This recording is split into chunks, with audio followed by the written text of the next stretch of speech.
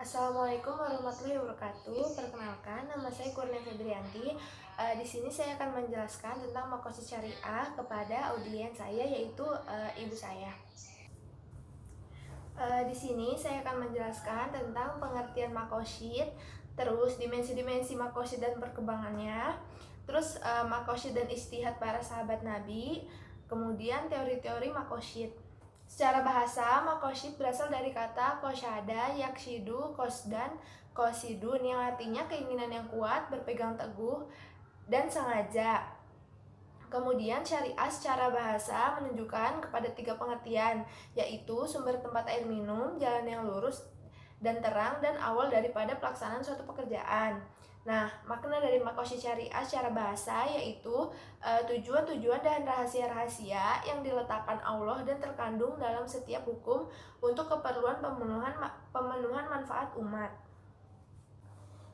Wahab Al-Zuhaili mengatakan bahwa makosid syariah adalah nilai-nilai dan sasaran syariat yang tersirat dalam segenap atau bagian terbesar dari hukum-hukumnya.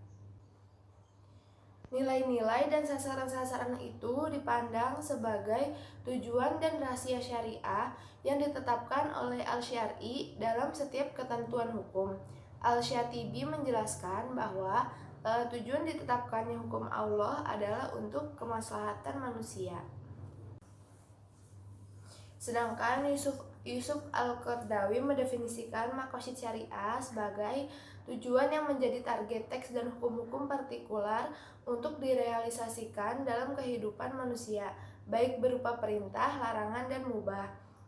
Ulama usul fiqh mendefinisikan makosid syariah dengan makna dan tujuan yang dikehendaki syara dalam mensyariatkan suatu hukum bagi kemaslahatan umat manusia.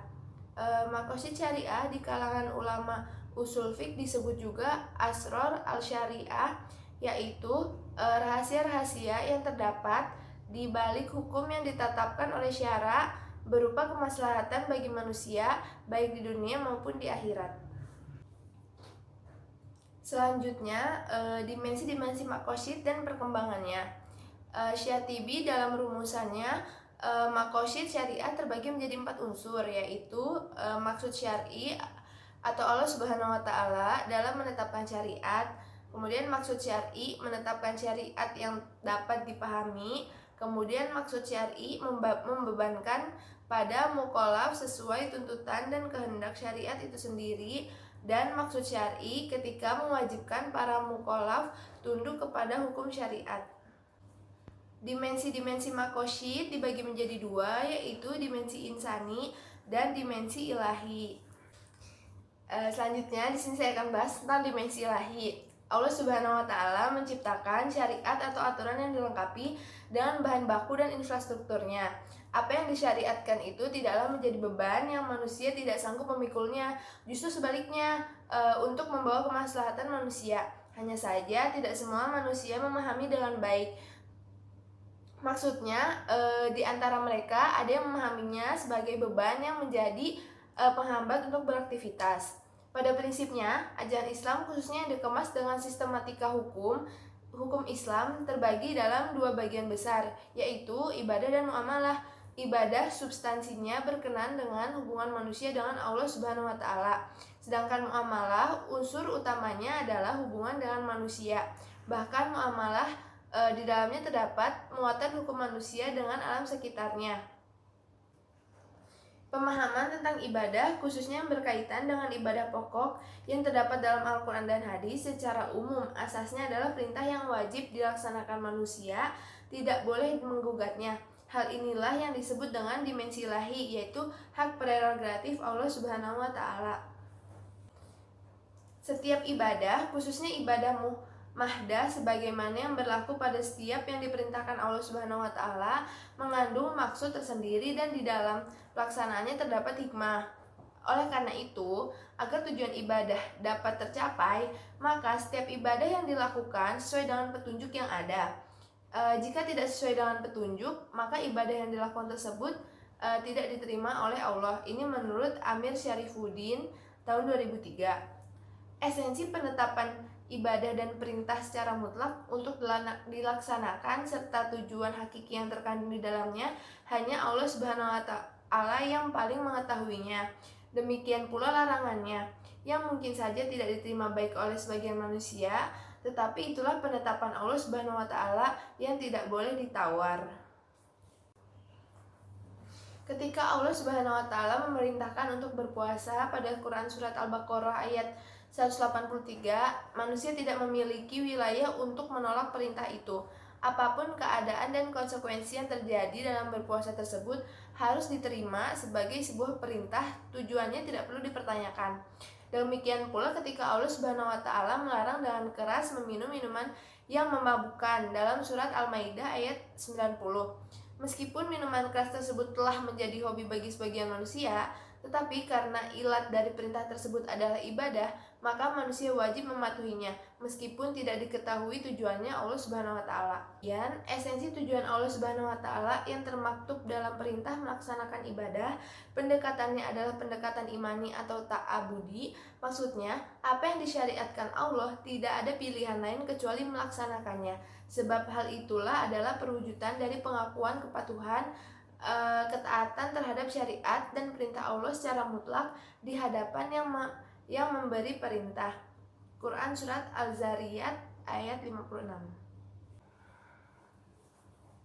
Dengan demikian, minimal ada 3 dimensi insani yang terdapat dalam maqasid syariah, yaitu manusia sebagai pengembang atau eksekutor syariat, manusia dengan akalnya menilai dan mengevaluasi syariat, dan manusia sebagai penerima manfaat dari syariat.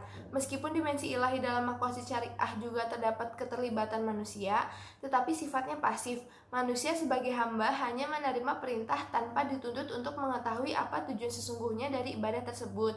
Tidak demikian halnya dimensi insani, yang manusia sifatnya aktif. Hal tersebut terjadi karena dimensi insani ditekankan kepada ibadah yang bersifat muamalah atau ibadah, sehingga manusia memiliki ruang untuk menggunakan nalar dan menentukan sikap kemana arah dan tujuan perintah Allah untuk melakukan kebaikan. Selanjutnya, saya akan menjelaskan tentang dimensi insani. Menjadi konsumsi pemikiran insan akademik bahwa ayat-ayat hukum yang terdapat dalam Al-Quran sebagian besar bersifat global atau tidak terinci. Dari sisi ini dapat dipahami ada rahasia yang sangat bernilai di dalamnya.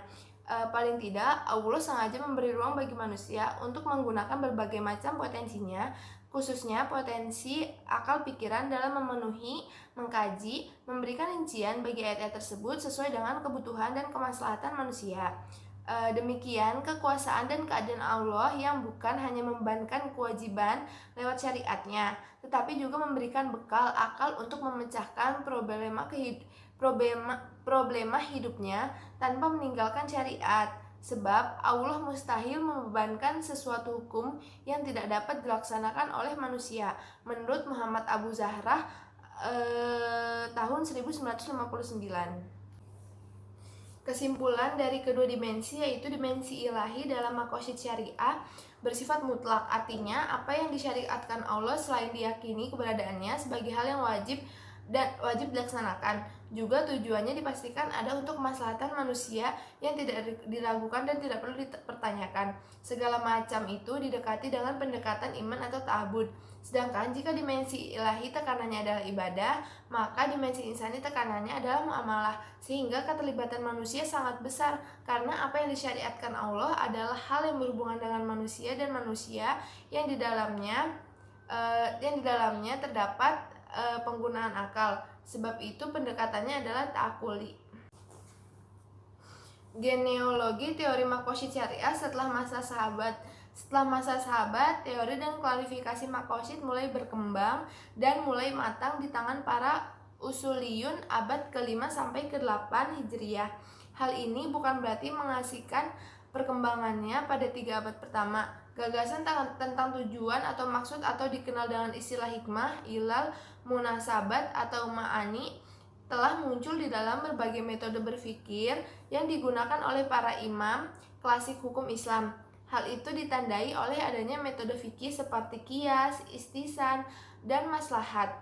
walau belum tampak sebagai ilmu yang berdiri sendiri sebelum berakhirnya abad ke-3 Hijriah. Ijtihad para penggagas makosid dari abad 5 sampai ke-8 Hijriah. Abdullah bin Bayyah menyatakan bahwa abad ke-5 Hijriah merupakan hari lahirnya sebuah epistemologi hukum Islam atau disebut juga filsafat hukum Islam.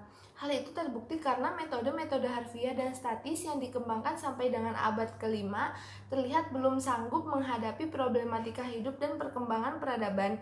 Hal inilah yang melatar belakangi munculnya teori maslahah dan mursalah yang pada akhirnya melahirkan teori makosyid dalam disiplin ilmu dan praktik hukum Islam.